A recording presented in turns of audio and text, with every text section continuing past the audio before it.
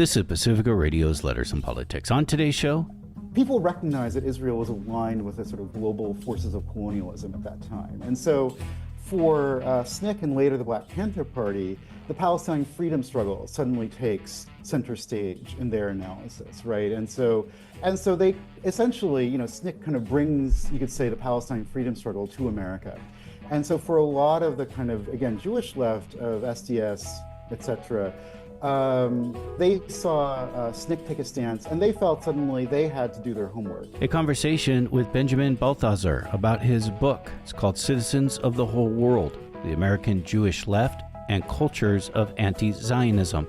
Benjamin Balthaser is Associate Professor of Multi-Ethnic U.S. Literature at Indiana University, South Bend. He joins us next on Letters and Politics.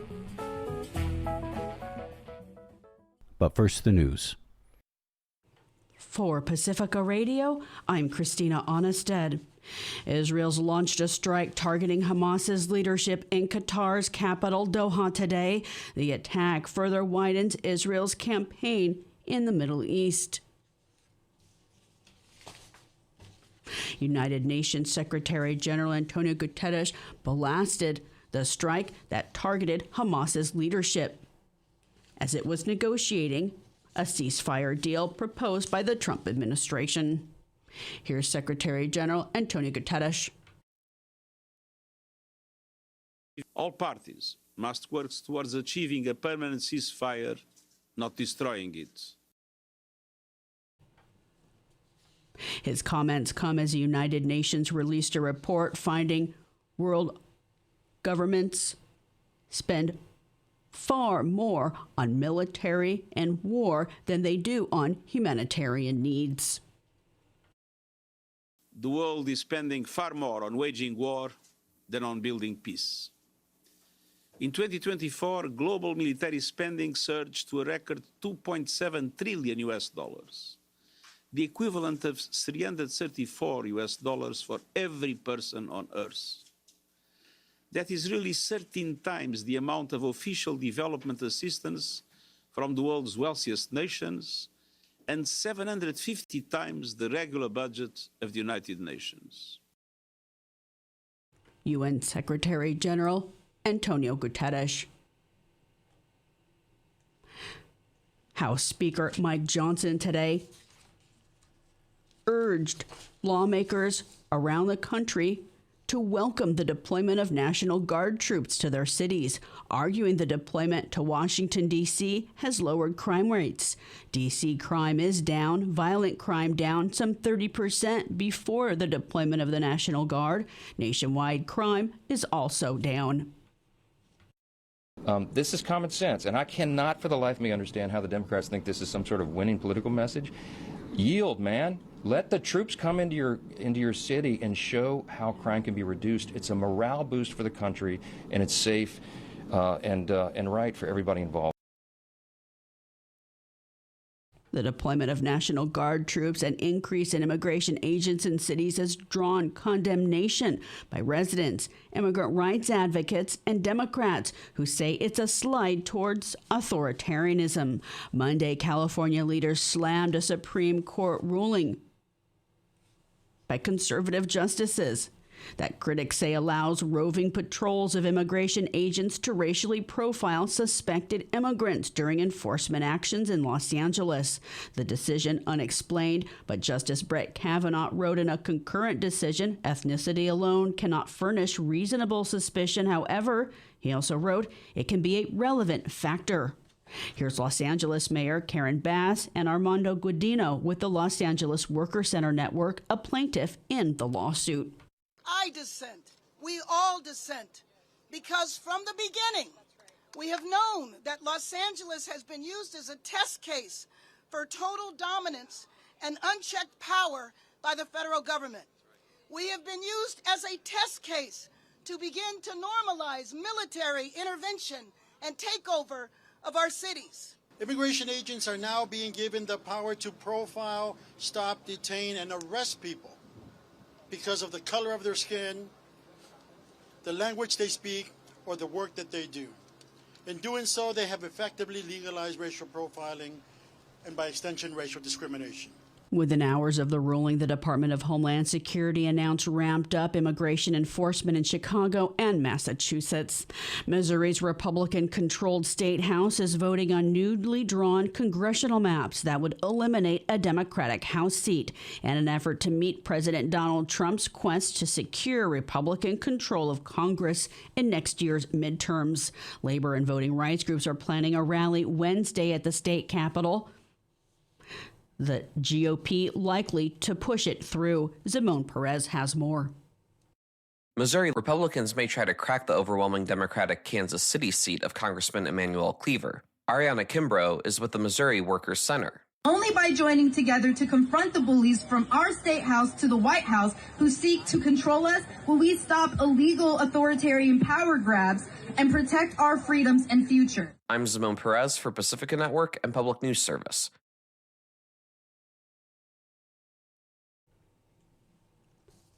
France will have to find its fifth prime minister after a no-confidence vote. Ross Cullen with FSN reports from France.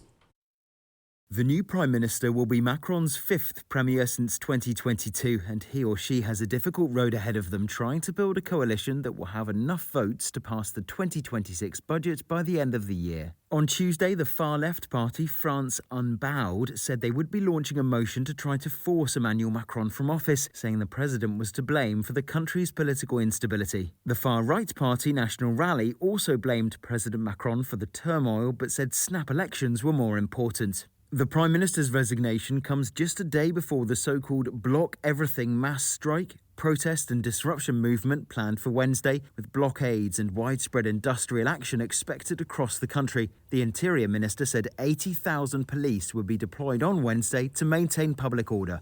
Ross Cullen, Paris.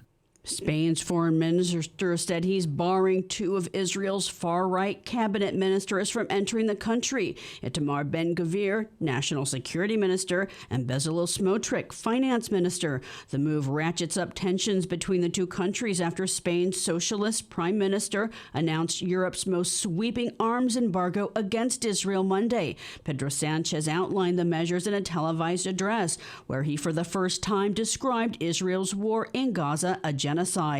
Israel responded swiftly, calling the action anti-Semitic and barring two top Spanish officials' entry into the country. In Nepal, the foreign minister has stepped down amidst widespread protests against a move that barred social media platforms from operating in the country, including Facebook, X, and other platforms. Critics called it a form of censorship. 17 people were killed in protests. Nepal's government has since ended that ban. I'm Christina Onnested reporting for Pacifica Radio. Good day and welcome to Letters and Politics. I'm Mitch Jeserich. Today I'm very happy to welcome back to this radio program Benjamin Balthaser for a conversation about his book called Citizens of the Whole World: The American Jewish Left and Cultures of Anti-Zionism. Benjamin Balthaser is Associate Professor of Multi-Ethnic U.S. Literature at Indiana University, South Bend. Benjamin Balthaser, as I said, it's a great pleasure, sir, to welcome you back to this program. Thank you for taking the time. Thank you, Mitch. It's a really delight to be back. Love talking with you. I am, first, I think it's safe to say, I think of you as a historian of the left. And the last time we had you on, which was a little over a year ago, we talked about the history of the U.S. left and the Jewish community, which is a deep history and a fascinating history and a complex and complicated history as well. And today we're going to pick up the story mostly where we left off. Last time we really honed in on sort of the 1930s, the Communist Party, which like half of the Communist Party in the 1930s, I think were Jewish, roughly speaking. And today we're gonna pick that up and get into sort of the new left, the 1960s, the relationship to Black Power, which I really find fascinating. But before we get into all of that, I want to ask you about today. As somebody who thinks about the left, the history of the left, and the Jewish community, how do you see the Jewish community and the left today? That's a great place to open this up with. And in some ways, we're in a space of incredible contradiction. So on the one hand, one sees the entire institutional, or almost the entire Jewish institutional world. So the Jewish federations, the Anti-Defamation League, American Jewish Committee, most sort of large American synagogues, many Jewish studies programs, wholly supporting, or at best silent, during a genocide carried out in the name of global Jewish people. And I think for many Jews, this is an unthinkable moment to be living through. So if there's any center to sort of thinking about modern Jewish history, for better and for worse, the Holocaust, of course, sits astride, I think kind of every Jewish person's consciousness as something that is central to thinking about Jewish modernity, as something that kind of ripped apart, tore apart the sort of Jewish narrative of itself. And so to think that a group of people, a third of whom were killed in the Holocaust, could be committing a genocide in the 21st century live on TV, and with the support, again, of most American Jewish institutions, like I said, has as Pankaj Mishra said, has sort of torn apart not only, a kind of narrative, a kind of linear narrative of Jewish peoplehood, but even a sense of history. How do we even talk about ourselves now? So, in the in one sense, we're watching this happen in real time. On the other hand, I think we're seeing in the streets and in the ballot box, American Jewish left that is resurgent. So, engaging in occupations at the State House, Capitol. Mamdani won the Jewish vote in New York City, and largely, not solely, but largely on an anti-Zionist program, right? So, and so and if you look at polls among American Jews, particularly younger American Jews, are widely critical of not only the war in Gaza, but critical of the Israeli state itself. Around half of young American Jews consider Israel an apartheid state. And if there's one thing that American Jews were historically supposed to be against, it was racism and Jim Crow. And of course, one could unpack that myth in all kinds of various ways. But why it has been widely seen that part of the sort of fable of American Jewish life is that Jews were the one group of white people in America who supported civil rights in sort of outsized numbers. And of course, again, there's a whole mythology around that. That people have unpacked, but that is part of kind of the story of American Jewish liberalism. And so, for young American Jews to call Israel an apartheid state is not just a condemnation; it carries with it the entire freight of kind of, you could say, American Jewish liberal history. So we're seeing this kind of unprecedented kind of rupture in the American Jewish world. And I think a lot of people, Jews and non-Jews, are struggling to narrate this. How is it that Israel, again, is committing this genocide? How is it the American institutional world is supporting this? But then also, how is it that, the American Jewish public kind of writ large, particularly the younger American public writ large, is completely breaking up with these institutions. And, there's a fairly influential op-ed that was printed in Jewish Currents, which is the most prominent kind of progressive Jewish magazine in America right now, saying, basically, American Jews need to create new institutions. The old ones are dead, right? Or complicit, not only in genocide, but complicit in all kinds of other odious narratives. So for instance, signing on to first Biden and now Trump's anti-Semitism panic, which is being used to shut down American universities and silence free speech. And again, most young Jews who think of themselves, if not radicals, at least liberals and progressives, are just, they're heartsick and disgusted and want something new very desperately. So and this is actually kind of where this book starts. So I started writing this book about 8 years ago. And as you say, as someone who's kind of a cultural historian of the left and was very active in Jewish Voice for Peace in Chicago, was active in my SJP, in an SJ, well, I guess it's a pro-BDS chapter at UC San Diego, where I went to graduate school. It wasn't really called SJP. Students Justice in Palestine is a different group, but in any case, very similar to that. And was thinking that I'm watching this kind of new Jewish progressive movement against Zionism kind of starting in real time, could sort of see this breakup start to happen, right, and in real time, and wondered, well, I wonder if there is a story, given my kind of interest in the longer histories of the American left, particularly the sort of subjective and cultural parts of those histories, if there's some part of that story that I can help explain what we're seeing basically in the Jewish world. So, what I was witnessing was, if you're on campus, particularly a progressive American campus, UC San Diego was not one of them, but if you're at a progressive American campus, what you would see was that if you go to an SJP meeting, or if you would go to any kind of meeting around Palestine solidarity, a huge number of the students who'd be part of this would be Jewish, and it was very consistent. And so, I felt there needs to be some story where we can tell that can make sense of that, and that also can make sense too, I think, between the growing antagonism between, you could say, the progressive and more middle and working class elements of the Jewish community, and I would say the more reactionary bourgeois elements of the Jewish community, again, running things like the Jewish Federation and the ADL. And of course, the left has a story to tell about that, right? So it's not the only story to tell, right? So I think one of the critiques I've gotten from the book, as though I'm trying to somehow say all Jews are leftists. No, I am not saying that. In fact, I was saying something rather quite the opposite, that there historically has been a language to talk about this huge rupture between and among the Jewish community, in which certain elements of the Jewish community, particularly, again, these kind of bourgeois institutions, have actually openly embraced the right, even fascism, and certain segments of the Jewish world have openly embraced anti-colonial struggles, civil rights, etc. And so it's not to say that there are, oh, hey, there's some good Jews out there, but rather to say there's a story that we can tell that can help narrate this moment of intense crisis and feeling of rupture. Did that play out in the 2024 presidential election? In a way, yeah.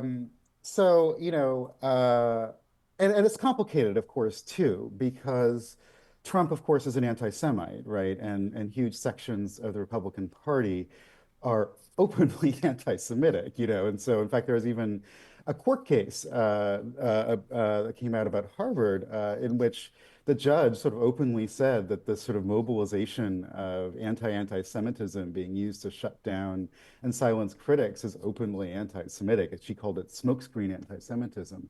And so, in one sense, what you saw with the 2024 election was a reconsolidation of Jews in the Democratic Party. So Jews have been I would say, liberal voters, since before the New Deal, and have been a very important part of, you could say, liberal coalitional politics in America. So after African Americans, Jews are if you want to break down by ethnic group, and if you want to call Jews an ethnic group, and there's a debate about that, but if you want to call Jews an ethnic group, Jews vote Democratic in higher numbers than any other ethnic group in America other than African Americans, historically speaking. And that number slips, 60%, 70%, 80%. And so you saw with the 2024 election, actually an increase in the number of Jews voting Democrat. I mean, a slight increase by a couple of points from the last election, but nonetheless an increase. And there was a prediction that perhaps actually Jews would start voting Republican, because it was assumed that the Republicans are actually even more pro-Zionist than the Democrats, at least in terms of the base, right? And that's actually very true. So, Democrats have really broken up with Israel. It's a story perhaps we can talk about. And so there was a number of media stories, Fox News, CNN, etc., and I tracked these very closely, that kept predicting there's going to be this Jewish breakup with the Democratic Party, particularly because Tim Walz over Josh Shapiro was nominated for vice president. This was seen as very controversial in the Jewish world. It wasn't actually, but it was predicted to be so. So there was predicted to be this breakup of Jews with the Democratic Party, which didn't happen, quite the opposite. And I think, like I said, it's not that the Democratic Party is anti-Zionist, quite the opposite, but the sense that for American Jews, defeating somebody who's an anti-Semite is more important than loyalty to the most Zionist figure, right, who would have been Josh Shapiro over Tim Walz. The other part of that story, I think, as well, is that I attended many of the protests and was paying very close attention to the uncommitted movement, which was a movement mostly of Arab American and Palestinian American Democrats who basically were refusing trying to withhold their vote in hopes that the Democratic Party might come out at the very least for a ceasefire, but hopefully to sort of change its fundamental relationship with Israel, just stop funneling it, weapons and bombs and political immunity as it carries out mass slaughter. And then also, at the very minimally, to ask for some kind of representation, the DNC. I don't know if you remember this, but They didn't the get to DNC, speak. yeah. So that the was a huge DNC, issue. yeah, the convention, they had a Jewish person, who was, to be fair, relatively progressive, calling for a ceasefire, but they had a Jewish person, but they did not have a Palestinian. I think what they had was, if I recall correctly, but it's off the top of my head. I think what they had was one of the parents of one of the hostages Yes. that was being Yes. held in Gaza, and I always felt they should be there. They had a right to be there. What they're going through is horrible, but what they did not allow was for anyone from Palestinian descent or anyone affected by what's happening in Gaza. Yeah, To speak. and I think a lot of people saw that hypocrisy, and I think, frankly, the racism of that immediately. So Jewish organizations that I'm a part of, like for instance, Jewish Voice for Peace, there's still a kind of latent Jewish group in the DSA, Democratic Socialists of America, very actively backed the uncommitted movement, and I think in two ways. One is the feeling that we're obviously in solidarity with Palestine, wanted a ceasefire, obviously want to support the rights of a long oppressed people in Palestine and respect their struggle for freedom. But I think also, too, I think a lot of progressive Jews look at the open exclusion of Palestinians in a party that's supposed to stand for, even in the sort of degraded moment of our, corporate Democratic Party, is still supposed to stand for a nominal multiculturalism. The Big right? Tent. At the very least. Yeah, we Big have a Tent, bunch right. of infighting because that's just who we are. Exactly. And you look at the Democratic Party at the convention, it still looks much more diverse than the Republican Party. And that's supposed to be something that unites all Democrats. Doesn't matter if you're a corporate Democrat or a left-wing Democrat, it's supposed to unite all Democrats, this sort of belief in a multicultural America. And, of course, again, American Jews, particularly progressive American Jews, have a lot at stake in the idea of a multicultural America, because, of course, there is this still kind of lived memory that there was a time in which Jews were discriminated against, no longer, but there's a time in which Jews were legally discriminated against in this country. So, and so I think there's something that was just instinctively odious about denying a Palestinian, not only, again, because of the destruction in Gaza, but and the continued ethnic cleansing in the West Bank, but also because it just is a violation of some fundamental principle of a kind of a multi-ethnic democratic American to deny someone the right to speak at a Democratic Party convention. And so again, many of the Jewish organizations. So there's this, I think, kind of if you want to think about the where the Jewish community is in the moment, it's a very complex formulation. So on the one hand, like I said, you have, I think, kind of consolidation around the Democratic Party in a recognition that the Republican Party, at least in terms of the voters, I'm not talking about kind of institutional world. That's another complex thing. Sort of consolidation on the Democratic Party as a kind of defense against the racism, anti-Semitism, anti-democratic nature of the current GOP.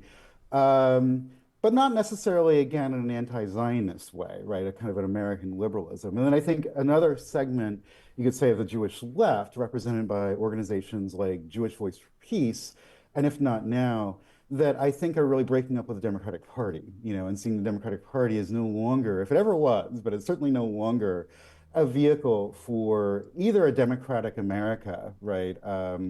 Or particularly justice in Palestine. And I think you're really witnessing that with the Mamdani campaign, right? So, because what the Mamdani campaign was about, if anything, was kind of a breakup with the Democratic Party, or at least the Democratic Party as we understand it today. And the Jewish vote New York City is has the largest Jewish population of any city in the world, right? So, it is in some ways, some of my, progressive Jewish friends always joke that that's our real Zion, right? Is Brooklyn, and so, and there's actually a really wonderful, if we, get into it, there's a really wonderful inaugural issue of Brooklyn Bridge Collective, which was a 70s Jewish socialist collective, which says, "We are coming home," which of course, you know, is the slogan for Israel. You're supposed to make aliyah, to return, right?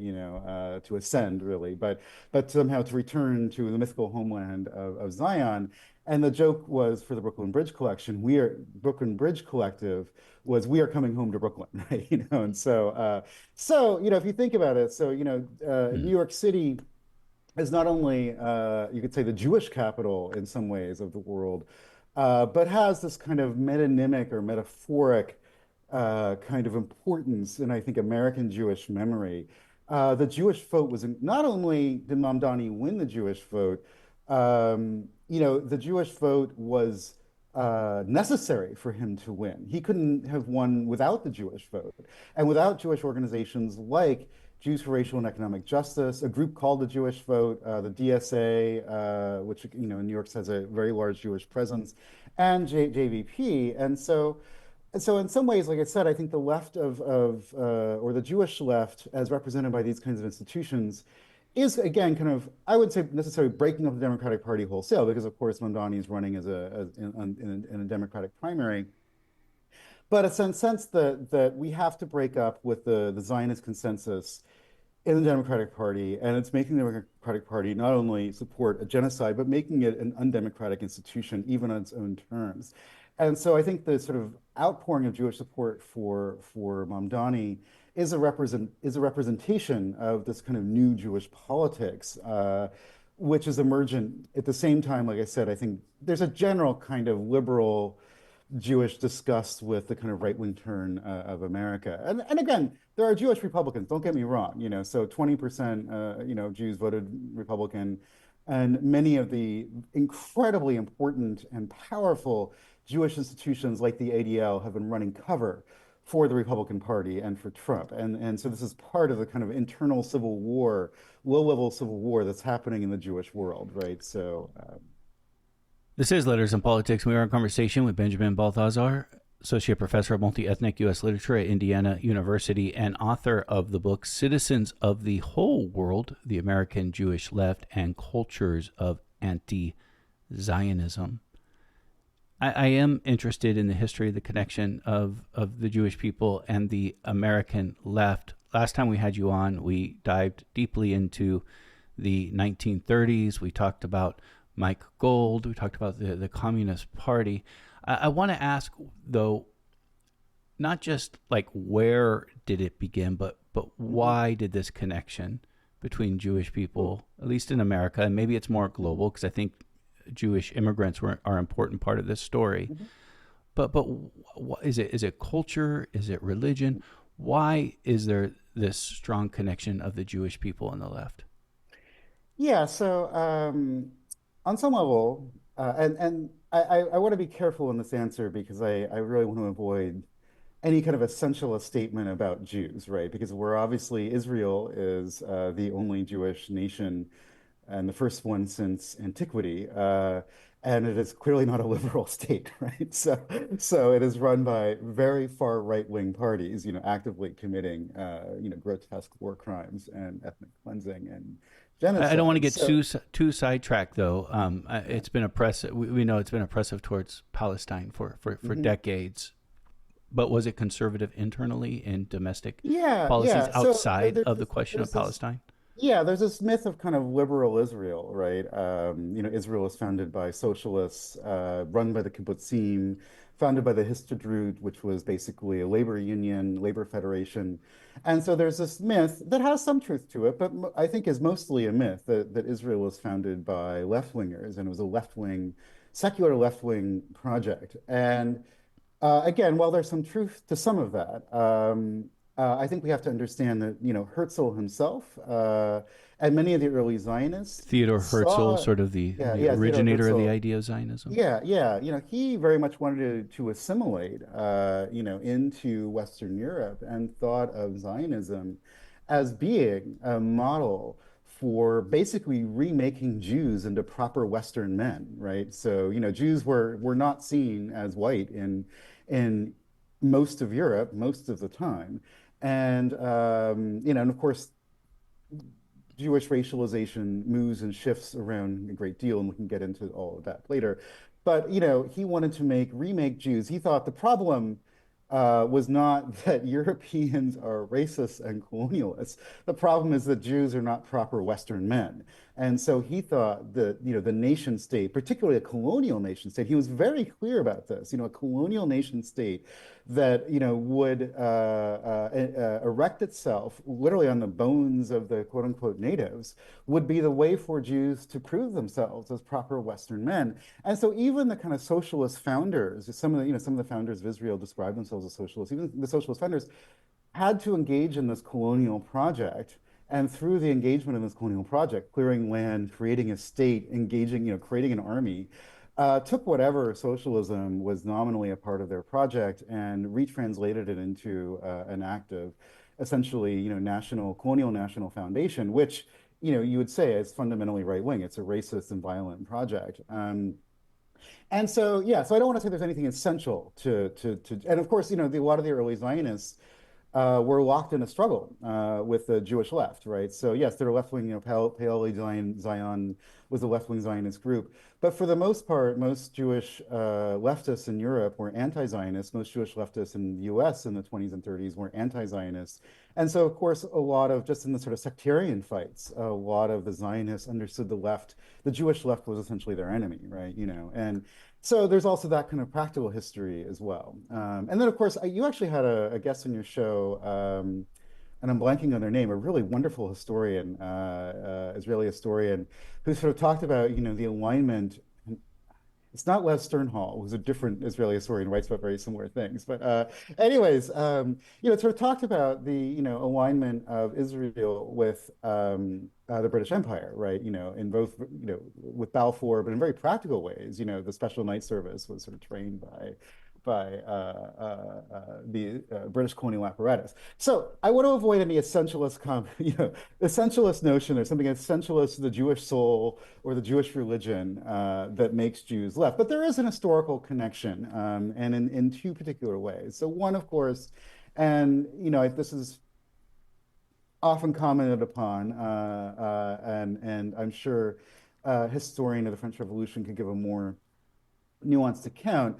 But the French Revolution basically granted citizenship, right, to everyone, and to Jews for the first time. And of course, the French Revolution, one could say, is really the origin point of what we think of as "quote unquote" the left. It's where the term comes from, right? So there's been this traditional relationship, and of course, this aligns itself with the Haskalah, the Jewish Enlightenment, which was this idea to sort of bring Enlightenment ideas and kind of translate them through a kind of Jewish lens, right? And the Haskalah was considered to be liberal, right, in its conception and its origins. And so there's been a long kind of connection of this idea of Jewish emancipation in Europe with kind of liberalism in the left. This gets re-cemented in the Dreyfus Affair. So the Dreyfus Affair, late 19th century.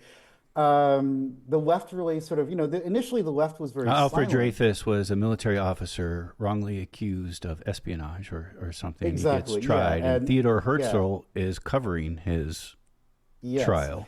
And so in one sense, sometimes people will connect the origins of Zionism to the Dreyfus Affair because many Jews decided that there was no place for Jews in Europe any longer after the Dreyfus trial. But there's another story to be told, which is a lot of Jews witnessed the false accusation of treason of a Jewish army officer. They watched the left come to the defense of Dreyfus, right? So the Socialist Party of France, many sort of, much of the sort of French intelligentsia came to the defense of Alfred Dreyfus. And so Jews said, okay, well, and of course the right, sort of nascent French right, was, forming itself around actually the Dreyfus trial and making anti-Semitism a key part of kind of French right-wing politics.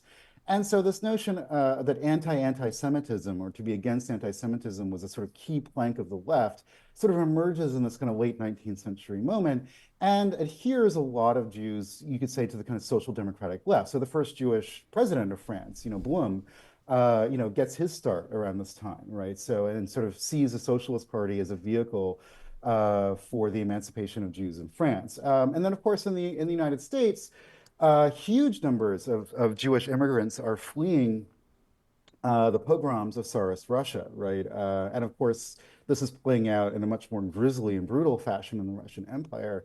And they're coming to the United States, and the immigrant Jews are meeting for the first time other immigrant groups in the United States who are part of the labor movement and who themselves have kind of, adopted various kinds of socialism. So, whether it's anarchism, whether it's the Socialist Party, whether it's the Wobblies, whether it's the Knights of Labor, all of these labor organizations and working class left-wing organizations were essentially Marxist of one stripe or another, right? Whether they called themselves that or not, but they were sort of in the orbit of the kind of larger anti-capitalist working class labor movement.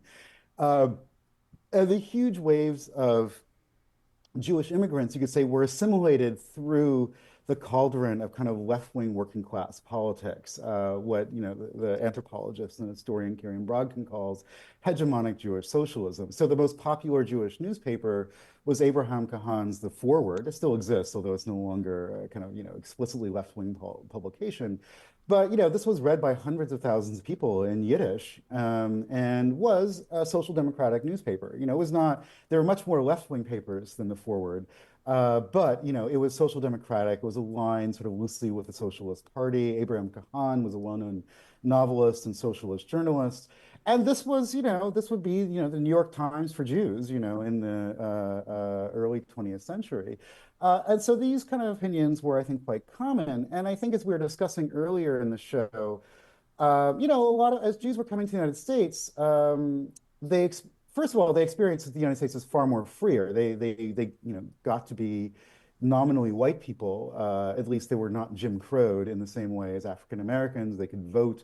So they experienced the United States as much freer than Tsarist Russia, but still faced discrimination. And I think also watched, this new land of freedom openly discriminate, particularly against African Americans, and saw that as very similar to what they experienced in Tsarist Russia.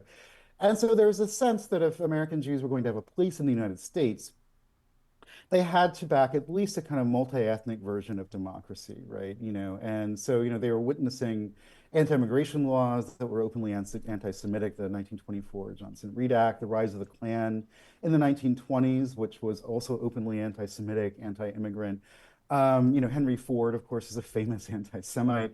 And so they, I think, felt that, if they're going to get to be American citizens in the way that Anglo-Americans got to be American citizens, they're going to have to align essentially with not only the forces of the labor movement, but I think a kind of multi-ethnic and multicultural, anti-racist, you could say, popular front, right? And so, and I think the attraction really to the left in the early to mid 20th century was as much about the working class politics as it was about the anti-racist politics, right? And so the Communist Party really gained a kind of ascension in American cultural life, again, as much through its working class politics as its commitment, at least perceived commitment, to anti-racism. And so if you want to think about any kind of through line from today, sort of Jewish support for Mamdani, the kind of younger Jewish revulsion against what Israel is doing.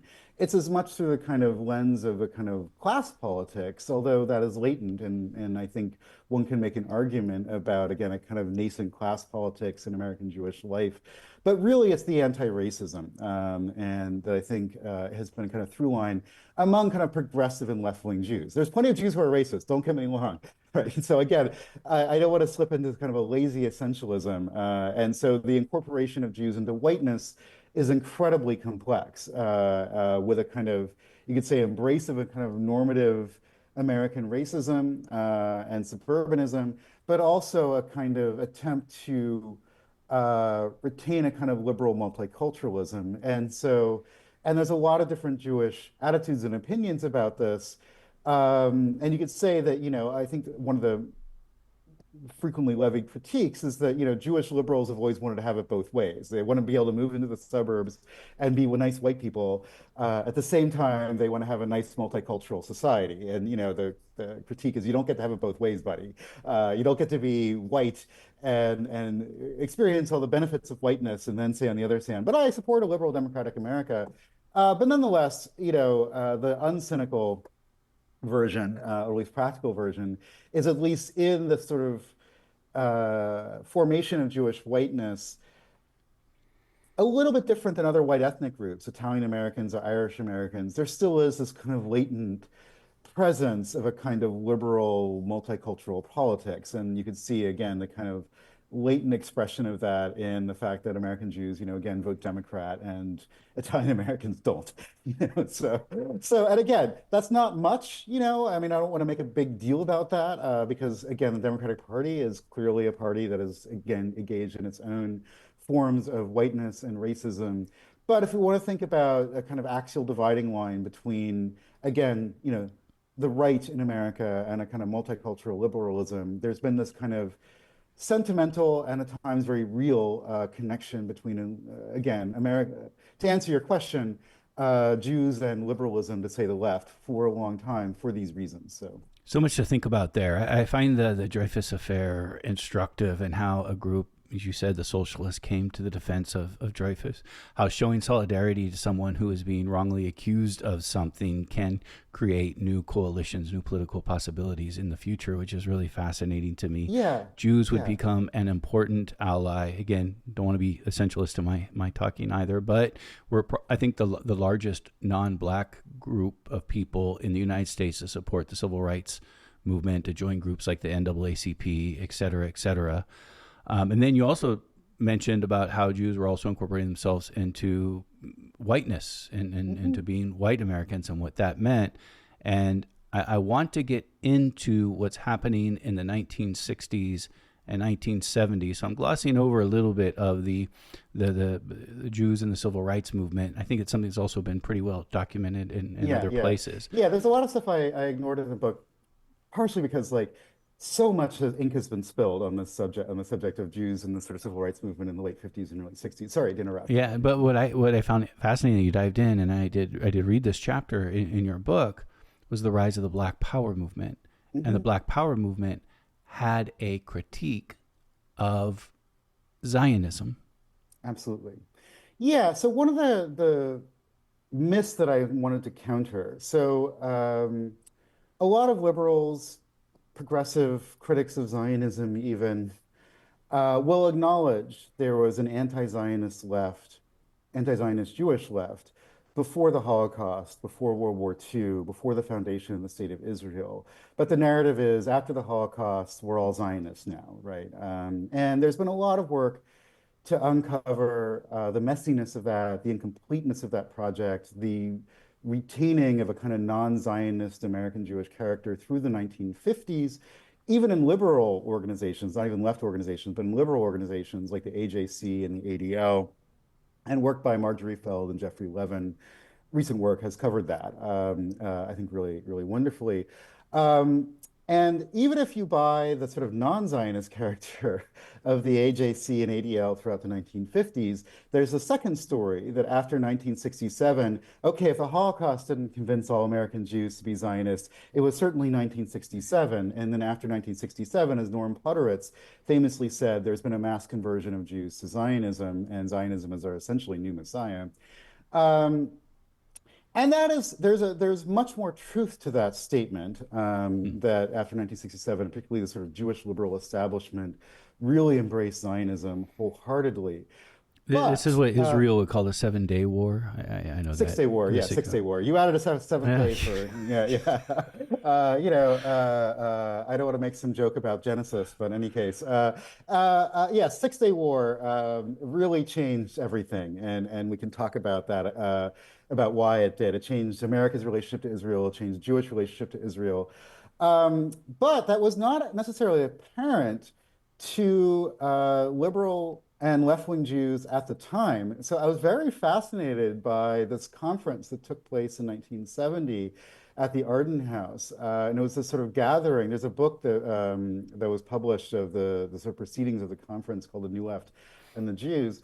And I was really fascinated by this conference because there's a number of Jewish liberals like Nathan Glazer, Seymour Lipschitz, Irving Howe, who are lamenting and actually, in tones that are very similar to what one might hear today, we're lamenting how many of the sort of young Jewish leftists were supporting Black Power, were supporting the Black Panther Party, were supporting Stokely Carmichael, and opposing Israel. And of course, you have the rise of the Kahanist movement.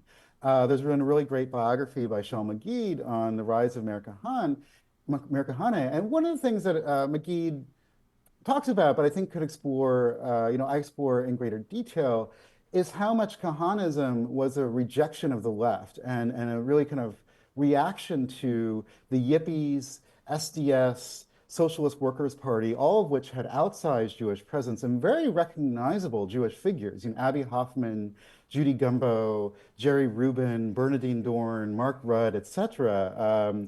And were the kind of the face of the student left in the 1960s was unmistakably Jewish to a lot of people, right? And which wasn't so dissimilar to what the Communist Party of the 1930s. Yeah. So some of the most recognizable, members of the New Left, actually in some ways even more recognizable because kind of unlike the Communist Party that was a little more restrained, one of Abby Hoffman's big bits was about, sort of playing up his Jewishness in public. So during the Chicago 7 trial, he was insulting the Jewish judge in Yiddish, and calling this, saying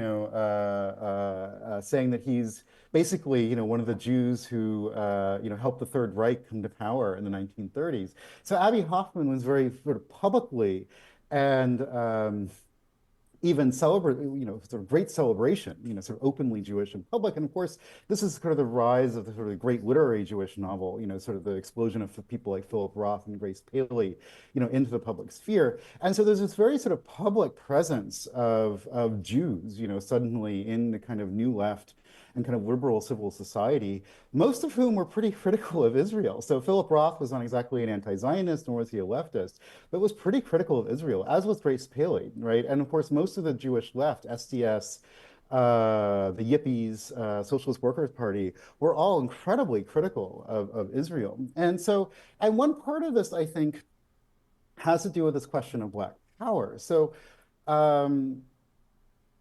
for the Jewish left of the 1960s, and again, this is kind of like you could say the Jewish left really of the 1930s in a lot of ways, but even probably more so because the civil rights movement was so central to kind of thinking about the new left. So for most Jewish leftists in the 1960s, being in favor of civil rights and even Black power was the most important question of the day, right? So, if you supported Malcolm X, if you supported Martin Luther King, if you supported Stokely Carmichael, this was the axial question. And it was perhaps in some ways even more important than the Vietnam War, because I think for a lot of people, ending American racism, really was, you could say, as people say, the original sin of America, right? This was, on some level, what, not only was the axial line along which fascism could emerge, but was also what prevented America from being a democratic country, right? It's sort of legacy of Jim Crow, racial apartheid, and then of course you have the liberal sort of Cold War, which in the one sense is backing multiculturalism while it's bulldozing, African-American neighborhoods in the name of urban renewal, and even creating a more segregated America than the 1930s. And so supporting Black power was really central to a lot of these organizations. And Black, SNCC comes out in 1967 with its critique of Israel after the Six-Day War. And so it was just unthinkable, it would have been unthinkable for most of the new left to oppose SNCC. I mean, it would be as unthinkable, I don't know, for a liberal in 2008 to oppose a Barack Obama, and so I think what one could see in the 1960s was when the Black left came out against Zionism, and they came out against Zionism. So there was Zionism was not really on the front page, as you can imagine, throughout most of the 50s and 1960s, early 1960s. And of course, the Vietnam War really sort of captured the student left, the Black Power left, and of course, the civil rights movement as well. And so the Six-Day War really sort of exploded Israel into the public discussion. And I think for a lot of the Black Power movement, which saw itself aligned with the Third World left, the Six-Day War also made Israel, you could say,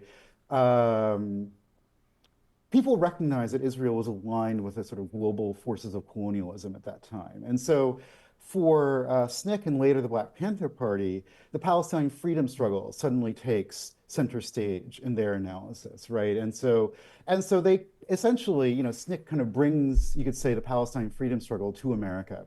And so for a lot of the kind of, again, Jewish left of SDS, et cetera, they saw SNCC take a stance, and they felt suddenly they had to do their homework, And so actually one of the people that I interviewed for the book, Susan Klonsky, literally said this. She had to read it suddenly when she saw SNCC take its statement. She sat down and had to read, tons of books on Palestine and to figure out what SDS's position would be. And she ends up writing a number of articles for New Left Notes.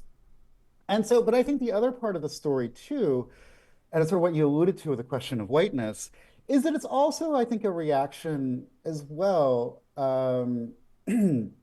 culturally and politically, to the incorporation of Jews not only into whiteness through suburbanization or admittance into the Ivy Leagues for the first time in large numbers, but politically too. I think a lot of people, there's a through line that I trace of Jewish leftists sort of thinking about Zionism through the terms of whiteness, that Zionism is imperialism, Zionism is a Jim Crow society, and Zionism is turning Jews essentially into, and it's not just the left that is saying that. One of the books that I reread for the project was Philip Ross Portnoy's Complaint, which, is problematic in terms of gender.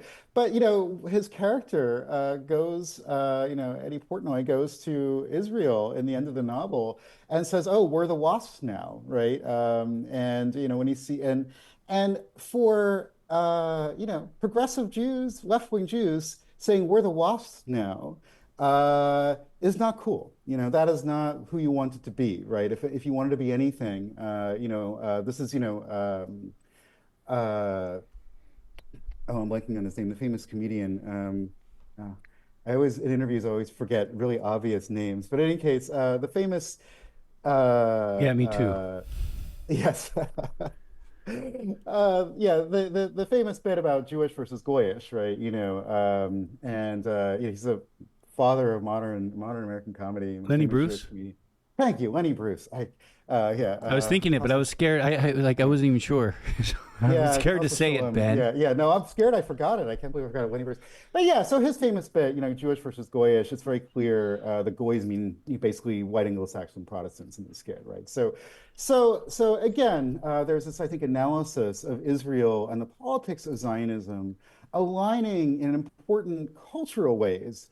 Do you think? I want to get in a question here because we're down to our final sort of 4 minutes here, but I do find this to be interesting and important. Do you think when you see the split over Zionism today within the Jewish community, do you think can you trace that to what's happening with the connection to the Black Power movement of the late 60s, 70s? Yeah. Again, I think one of the big shifts, and this hasn't been talked about enough, So the thesis actually of my last book, Anti-Imperialism Modernism, was that you can't separate domestic politics from anti-imperial politics. And you can't separate the formation of the American empire from how it refracts into racial, ethnic, and political definitions, quote unquote, inside the United States. And this really comes out of a lot of pioneering American studies work, pardon the expression, pioneering. But anyways, really wonderful American studies work by, Amy Kaplan,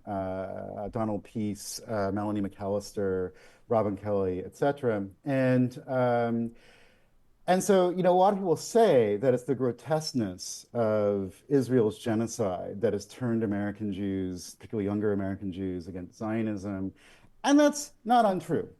But the real turning point for me was when I saw the movement for Black Lives come out in their statement. I believe it was 2014-ish, 2015. I can't remember the exact year, but it was sort of the peak of the Black Lives Matter movement. And the movement for Black Lives declared its fundamental solidarity with Palestine, right? And this is, I think, the moment in which a lot of younger Jews who have this kind of fabled memory, again, half myth, half true, but this fabled and constructed memory of the sort of, Jewish alignment with the civil rights struggle, Joachim Prinz, speaking right before Martin Luther King, basically saying, to be opposed to the Holocaust means that now you have to support civil rights, or, Theodor Heschel, or, SDS defining itself, the Jewish members of SDS defining themselves as the northern arm of SNCC. So this is all sort of part, you could say, of kind of the fabled Jewish, again, half true, half fabled sort of myth of kind of liberal Jewish America. And so, for the movement for Black Lives to come out in a statement of Palestine solidarity, I think was just incredibly important for many younger and progressive Jews. And then, of course, for ADL, the American Anti-Defamation League, to come out against the Black Lives Matter movement in that moment was just, to say the least, embarrassing. It was mortifying. And so, now, again, I think for most progressive American Jews, they see a straight line from that moment of ADL coming out against the Black Lives Matter movement, and then defending Elon Musk, doing essentially a Nazi salute at the RNC inauguration. And they see a straight line between those two things. And if there's one thing you're not supposed to be if you're Jewish, is a Nazi, right? So, or defend Nazis. And so I think for a lot of people, they see the ADL, as this kind of anathema in the moment. So yeah, so I think there is, again, I don't want to make too strong a case that there is direct continuities. The Jewish world of today is incredibly different than the Jewish world of the 60s, which is incredibly different than the Jewish world of the 1930s. The Jewish left looks very different than it looked in those moments. And we can talk about, this major transformations, particularly in the 1970s. We get this sort of rise of kind of Jewish identitarian movements, and Jewish identity becomes much more central to conceiving of a kind of Jewish progressiveness or Jewish progressive identity. But nonetheless, I think these kind of pivotal moments look very similar for a reason, right?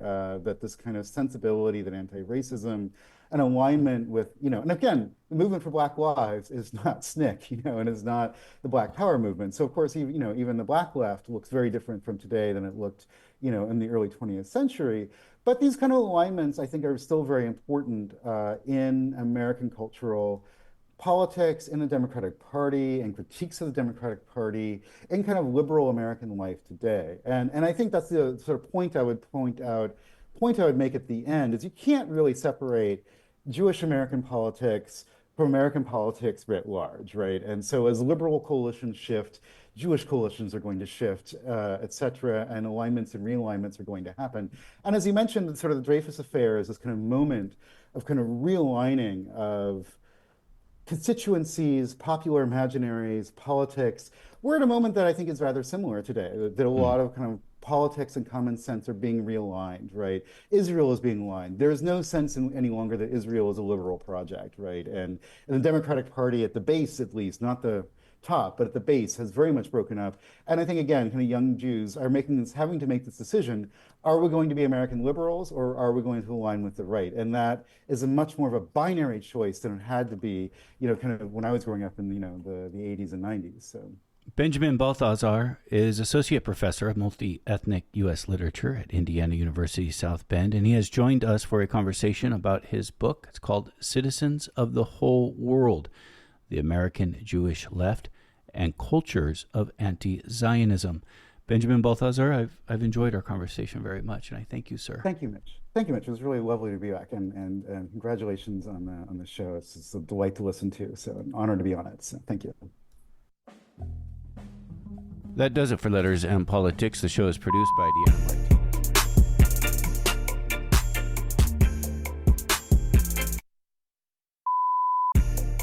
I would like to shout out Sherry Gendelman on Sunday Classics. I think she's wonderful. She's also a fun DJ call, very sweet and loving person, and I love her. I want to thank you so much for all the wonderful programming you do. I'm a California teacher. I learn a lot from listening to you. Thank you very much. Bye. Hey, this is Nick in Berkeley. I am listening to Casa Babylon today on Saturday, and I am really enjoying it to the point where I felt motivated to call in and express that appreciation. Keep up the good work. This is 94.1 KPFA and 89.3 KPFB Berkeley, 88.1 KFCF Fresno, online, kpfa.org.